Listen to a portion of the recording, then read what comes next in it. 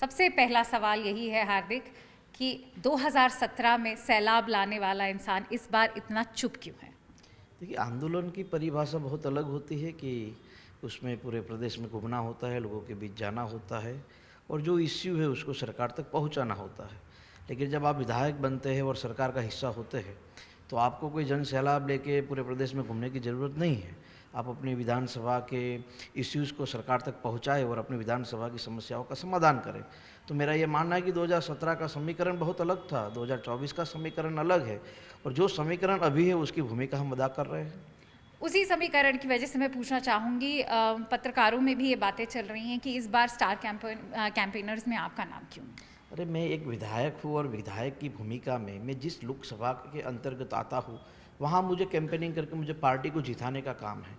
मेरी लोकसभा लगती है सुरेंद्रनगर और सुरेंद्रनगर लोकसभा में 7 असेंबली आती है और मेरी जो असेंबली है उस लोकसभा का आखिरी छोर है। अगर यहाँ से आप महिसाना जाएंगे और वहाँ से अहमदाबाद, तो मेरी असेंबली में ज़्यादा से ज़्यादा वोट भाजपा को मिले, ज़्यादा से ज़्यादा वोटों से यहाँ से बढ़त मिले, उसके लिए मुझे काम करना है। और मेरा ये मानना है कि हर एक विधायक कैंपेनिंग कर रहा है अभी पार्टी की, हर एक पार्टी का कार्यकर्ता स्टार कैंपेनर है। तो ये ज़रूरी नहीं कि जो 40 लोगों की लिस्ट आए उसी में नाम आए तभी आप स्टार कैंपेनर है। बिल्कुल सही, अच्छी बात फरमाई आपने। लेकिन अब बात करते हैं क्षत्रिय और राजपूतों की जो भिड़ंत हो रही है आजकल। ये बहुत पुरानी भिड़ंत है जो शायद अब वापस आ रही है इलेक्शन टाइम पे। आपने इतना इम्पोर्टेंट रोल निभाया है पाटीदार कम्युनिटी के लिए। इस पूरे पॉलिटिकल फ्यूरोर जिसे कहेंगे, इस कंट्रोवर्सी के बारे में आपका क्या कहना है? आपको लगता है इस पूरी कंट्रोवर्सी की वजह से वोट शेयर पे कोई इम्पैक्ट पड़ेगा भारतीय जनता पार्टी के लिए? देखिए, दो चीज़ बहुत ही गौर से हमें समझने की ज़रूरत है कि ये राजपूत कम्युनिटी का जो अभी इश्यू चल रहा है वो एक छोटे से वाक्य के कारण शुरू हुआ, लेकिन जो पार्टी के नेता है उसने इसके लिए अपना जो बात थी उसके लिए उसने माफ़ी भी मांगी, जाहिर में भी हुआ और पार्टी के कार्यकर्ताओं के बीच भी हुआ।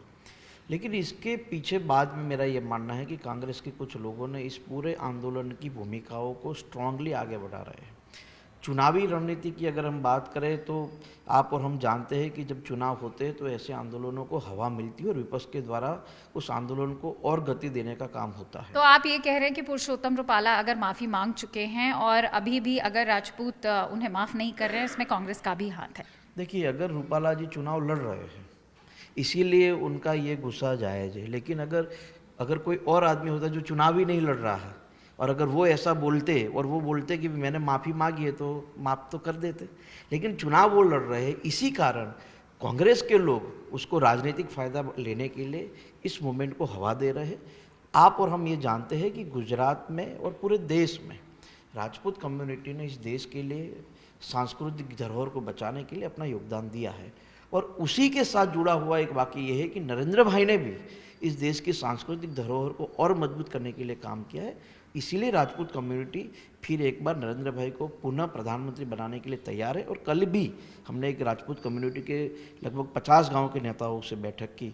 उनका भी ये मानना है कि हाँ, जिसका गुस्सा जायज़ है वो ये काम कर सकता है, लेकिन सांस्कृतिक धरोहर की जब बात आती तो हम सब लोग नरेंद्र मोदी जी के साथ हैं। पर इस बार कह रहे हैं कि जो है 29 साल का रूल होने वाला है भारतीय जनता पार्टी का गुजरात में। इस बार सिर्फ 26 क्लीन स्वीप नहीं टारगेट की जा रही है, इस बार कह रहे हैं कि 5 लाख का विक्ट्री मार्जिन होना चाहिए। आपको नहीं लगता कि इस पूरे एजिटेशन से ये इम्पैक्ट पड़ेगा उस विक्ट्री मार्जिन पे? नहीं, अब तो हमें 25 सीटों पे ही चुनाव लड़ना है ना। लोकसभा की एक सीट सूरत तो आप जी जो हम निर्विरोध चुने हैं, उसमें भी बहुत लांछन लगाए जा रहे हैं कि किडनैपिंग हुई, बहुत आरोप लगाए गए कि डराया गया है वहाँ के कैंडिडेट। अगर हमने डराया तो पुलिस स्टेशन जाए, हाई कोर्ट में जाए, सुप्रीम कोर्ट में जाए। अगर कांग्रेस का कैंडिडेट अपना फॉर्म भी ठीक से नहीं भर सकता, वो कांग्रेस इस देश में रूल करने की बात कर रही है।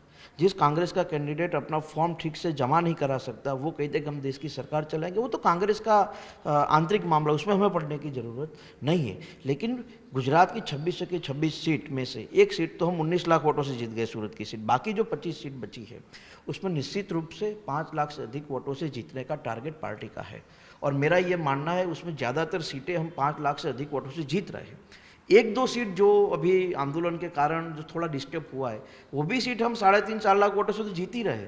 अगर आखिरी दिनों में थोड़ा पॉलिटिकली अवेयरनेस आएगा, पॉलिटिकली स्ट्रेटजी बनेगी और देश के सबसे मतलब पूरे विश्व के सर्वाधिक लोकप्रिय नेता जब नरेंद्र भाई पहली तारीख को जब गुजरात आ रहे हैं तो वो भी मूवमेंट एक लोगों के बीच बनेगा और बहुत ही क्लियर है। हर किसी को आप जब पूछेंगे कि भी सरकार किसकी बन रही है तो सब कहेंगे कि नरेंद्र भाई प्रधानमंत्री बन रहे हैं, भाजपा की सरकार बन रही है।